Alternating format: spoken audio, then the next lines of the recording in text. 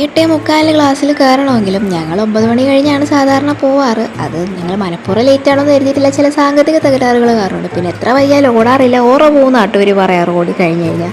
അതുകൊണ്ട് പിന്നെ വൈകിയാണെങ്കിലും നടന്നു പോയി തെറി കേട്ടിട്ട് വരും. ഫുഡെല്ലാം കഴിച്ച് കഴിഞ്ഞാൽ ഞങ്ങളുടെ അനാട്ടമി ലാബിലോട്ട് വരാൻ വേണ്ടി പറഞ്ഞിട്ടുണ്ടായിരുന്നു. അപ്പോൾ ലിഫ്റ്റിൽ പോകണ്ടെന്ന് ഞാൻ പറഞ്ഞതിനെ തെറിയും പറഞ്ഞ് പോകുന്ന പോക്കാണ് ഈ കാണുന്നത്. അപ്പോൾ വേറൊന്നുമല്ല, അവിടെ ലാബിൽ കുറച്ച് സ്പോർട്ടിങ്ങിന് വേണ്ടിയുള്ള സാധനങ്ങൾ വെച്ചിട്ടുണ്ടെന്ന് പറഞ്ഞു. അപ്പോൾ അതൊക്കെ ക്വസ്റ്റ്യനൊക്കെ എങ്ങനെയാണ് വരുന്നതെന്ന് നോക്കിയിട്ട് വരാൻ വേണ്ടി പറഞ്ഞ് മിസ്സ് വിട്ടതാട്ടോ. അപ്പോൾ ഞങ്ങളുടെ സീനിയേഴ്സിൻ്റെ പ്രാക്ടിക്കൽ എക്സാം ആയിരുന്നു. അപ്പോൾ അവരുടെ അത് കഴിഞ്ഞപ്പോഴത്തേക്കും ക്വസ്റ്റ്യൻസ് ഒക്കെ ഒന്ന് നോക്കാൻ വേണ്ടി വിട്ടതാണ് ഞങ്ങൾ.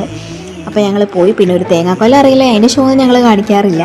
അപ്പോൾ പിന്നെ ഈ ഡൈസെക്ഷൻ ഹോള്, ഇതിൻ്റെ അകത്തോട്ട് കയറിക്കഴിഞ്ഞാൽ പിന്നെ നിങ്ങൾ ഇറങ്ങിയ കാര്യം നോക്കിയേ വേണ്ട. അവിടെ കടാവർ ഡെഡ് ബോഡി കൂടെ ഉണ്ടെങ്കിൽ പിന്നെ പറയാൻ വേണ്ട, നിങ്ങളെ വലിച്ചഴച്ച് ഇറക്കേണ്ടി വരും. നിങ്ങൾക്ക് എത്ര ഇഷ്ടമെന്ന് എനിക്ക് അറിഞ്ഞുകൂടാ. ഫുഡ് കഴിച്ച് കഴിഞ്ഞ് ചെന്നതുകൊണ്ട് വലിയ പ്രശ്നം ഉണ്ടായില്ല എനിക്ക്. അതിന് മുന്നേ ആയിരുന്നെങ്കിൽ പണിയായി പോയാൽ കേട്ടോ.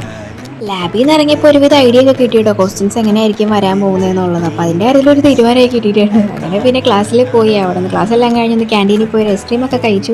അപ്പോൾ ഞാൻ രാത്രി പുറത്തിറങ്ങി നോക്കിയപ്പോൾ രണ്ടും കൂടി ഇരുന്ന് പാട്ടുപാടി കളിക്കുകയാണ്. ചെറുതായിട്ടൊന്ന് പേടിപ്പിക്കാതെ അരി ചെന്ന കേട്ടോ. പിന്നെ ആദ്യമൊക്കെ സന്തോഷം വന്നാലും സങ്കടം വന്നു കഴിഞ്ഞാൽ അടുത്തിരിക്കണവൻ്റെ കാര്യം പോക്കാണ്, തല്ലി പൊളിച്ച് കളയും.